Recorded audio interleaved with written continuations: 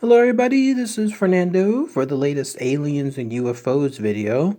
Alright, let's go ahead and let's do another entry here. This one yet again based on one of your newer suggestions. This one having to do with yet another incident that has occurred in a school. So several of my past videos have highlighted that, where apparently UFOs like to land nearby schools. And when that happens, it's always fascinating because there's a large number of witnesses that are all seeing this at the same time. In this case, most of them being school children, and the fact that they tell pretty much the same story gives a lot of credence, a lot of truth to the fact of what they're seeing. But in this case, this also just recently celebrated an anniversary, 40 years as well. So maybe that's why it was placed in the news just recently, because of this anniversary. But it has to do with this, and you're looking at it now.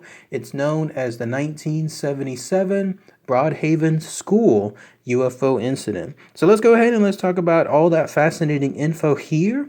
And then I'll also mention how it could be tied to a wave of incidents that were occurring nearby that area. So what was this 1977 Broadhaven School UFO incident? Well, again, this was something that occurred almost pretty much a little over 40 years ago, somewhere around February of 1977, if I'm not mistaken.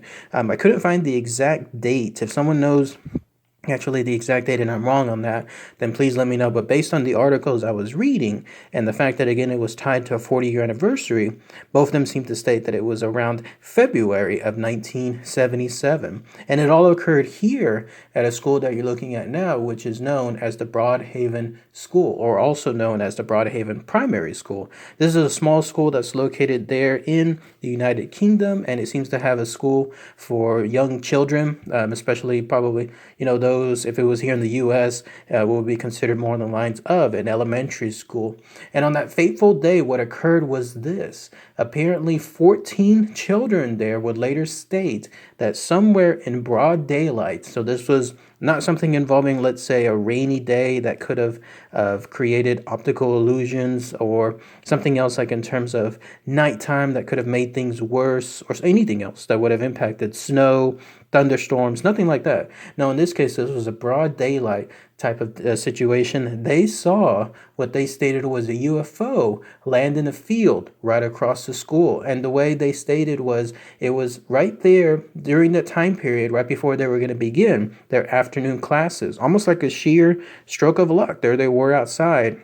And then that's when they saw this UFO land. And the way they described it was this thing, whatever it was, seemed to be about the size of a double-decker bus. It looked like your classic UFO, where it was silverish. It was cigar-shaped as well. Some of the students, in fact, saw these rows of windows too, and then others stated that they saw something like an orange-green light towards the top of the dome. And the way that these children were all describing everything as far as this UFO, at some points it would land, and then at other points it would hover and then almost like peek around certain situations. The key point, though, is that it was staying within the same vicinity, not just for a short while too, because apparently it was there 2 hours plus. So based on the timelines of what occurred, if it landed or it left somewhere around 3:30 and 2 hours was the time period, that means it would have landed somewhere around 1:30 in the afternoon. Again, very much broad daylight when it comes to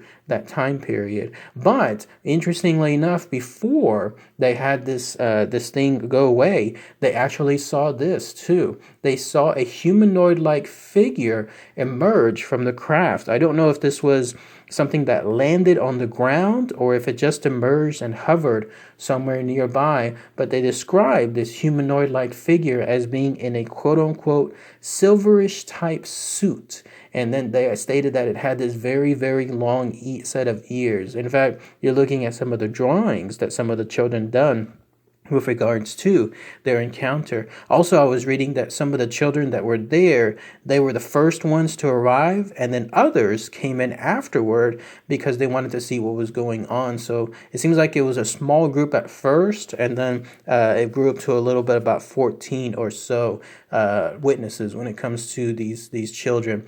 And then also there was a teacher who had seen this very same thing as well. In fact, she stated that it was a shiny oval-shaped object also with a slight dome, and she also heard it as well as it was giving some kind of distinct humming sound. I didn't read anywhere if the children stated that there was this kind of sound coming from that actual UFO, but at least the teacher, who remained anonymous actually during that time period, she stated that she heard it there. But she was, if you could call at least an adult witness, she was the one that was there as well. And then another one that showed up there, a student stated that he ran over to that open area, and that's where he saw the UFO that was there too. And then again, about 2 hours after this UFO landed, it decided to finally get back up one more time. It rose from the ground. It just decided to hover just a little bit. It kind of gave another vantage point for the students to see and take everything in. And what is interesting to note is that several of the students have mentioned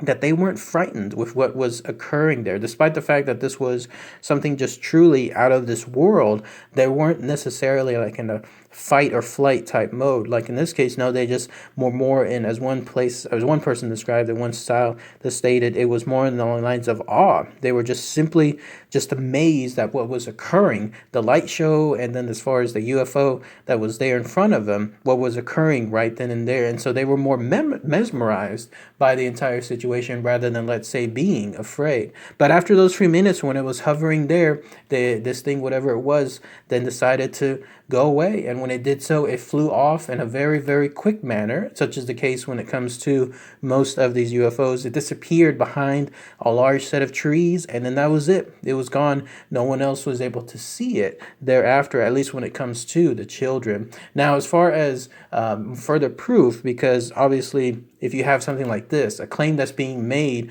where you have a UFO and you have these humanoids with these long set of ears, there's going to be some doubt associated with it. Other teachers, in fact, were stating that they were that they were claiming a lot of things falsely. And so the headmaster at that location decided, maybe he got news of it afterward, or maybe he was there, couldn't really discern, but he decided to separate a lot of the students and then told them, okay, tell me exactly what you saw. Draw it here on this piece of paper, which is what you've seen throughout several parts of this video now. And so they drew it, and even though there were just very, very slight variations between the drawings themselves, they're not going to all be exact because they're different people drawing them with different drawing capabilities, but still they all looked universally the same. They all showed the same type of UFO with the same type of design, which is again something that's very hard to do. Let's say if someone is trying to truly make things up, like trying to create a false narrative, like they're trying to all scam something, you would have to have everyone convinced to draw the same thing all at once, again, separate from each other, and that would be very, very hard to do. And yet there they were, the students all doing this, and then being able to showcase that, yes, they truly actually did see it. And then as far as, again, stuff like this in terms of a incident happening around the entire area, apparently this was happening. So that location there, that Broadhaven area, it was experiencing almost a mini wave of these similar UFOs. In fact, 2 months later, there was another person there that was at a location called Haven Fort Hotel. And there, this lady by the name of Rosa Granville also stated that she saw an object which she described as an upside down saucer. She too saw these faceless humanoids, is what she described them, and they too had what she stated was pointed heads, but again, they could have also been pointed ears from so far away. In this case, though, she said that she saw a light coming from the UFO, and it felt very, very hot. In fact, she stated that her face felt burned because of whatever was emanating from this light. And so when she visited the field that this UFO was around, that's when she noticed that after it had left, it was about 2 inches of burned grounds as to evidence of what this UFO had done. That reminds me, too, the Broadhaven Primary School, the children that were there, they went to that same area, too, where the UFO was. And And while they saw some markings, or they saw some kind of evidence that there was some kind of damage to the ground after the UFO had left, unfortunately, there was a storm. There was a rainfall that happened just a day later. And so when they tried to collect more evidence, a lot of it was washed away. A lot of the evidence essentially was pretty much taken away from what the day was before. The only evidence left thereafter was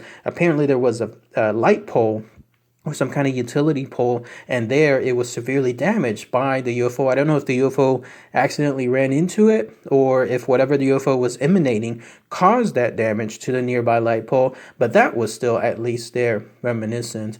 And then as far as what was considered, the truth, according to authorities, according to military, and then others that were trying to investigate it, they were actually dismissive of it being a UFO with humanoid creatures. In fact, reading some of the information, apparently after investigation, like an official investigation was done, get this, apparently they stated that the UFO was actually mistaken by the school children as a sewage tank. It was actually a sewage tank that they saw. And then as far as these humanoid-like creatures with the silver suits, apparently they stated there was a practical joker who was around that area trying to instigate sightings. Apparently someone decided to put on a silver suit, and they were walking around creating these false reports of humanoids. Again, take that all in when it comes to that. Floating UFO is somehow a sewage tank. Humanoid figure is apparently someone walking around in a silver suit. And another angle, there was another investigation done, and it was determined that it was actually, as far as this humanoid-like figure, a U.S. sailor, a U.S. Navy sailor who decided to put on a silver suit. And this was because it was a fireproof uniform, and there was some kind of exercise happening nearby. And then that's why they saw this person, whoever it was, look like almost like an out of this world humanoid, but it wasn't. It was instead a U.S. Navy sailor in a silverish type fireproof uniform. And then as far as the UFO, it was actually Harrier jets that were running an exercise across the way. Again, how does that explain anything else as far as a strange humming sound or anything involving so many witnesses clearly seeing a UFO for more than 2 hours there, as opposed to the Harrier jets? But that's more of the quote-unquote real-world explanations that's being stated by various authorities and others who are trying to state that, no, this is not a UFO incident. This is something else completely different. But what do you guys think as far as this encounter? Apparently, this is the one time it happened by that school.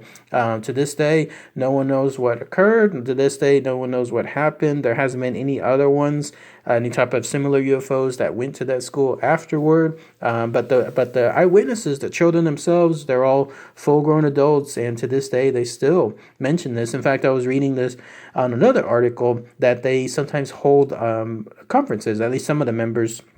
Some of the children do, where they go as members now to these conferences, and then they cite exactly what occurred. Pretty neat, though. If you go to that school and you try to find where the UFO landed, it would be one of those perfect situations that I love, where you get to go to an exact spot, an exact area where a piece of history occurred. So if I was nearby that area, and let's say it was an open field still, not private land, but something that still you could go walk and see, how great would it be to be able to go to that exact spot where that utility pole or whatever that pole was that was damaged, and realize that right there in that location, that was where a UFO was. Crazy, crazy stuff. So, all right, everyone. Thanks again as always. Let me know what you guys think as far as this incident. Anyone there from that area? Anyone happen to have more experience related to it? Then please post those comments. All right, everyone. Thanks again as always. Take care.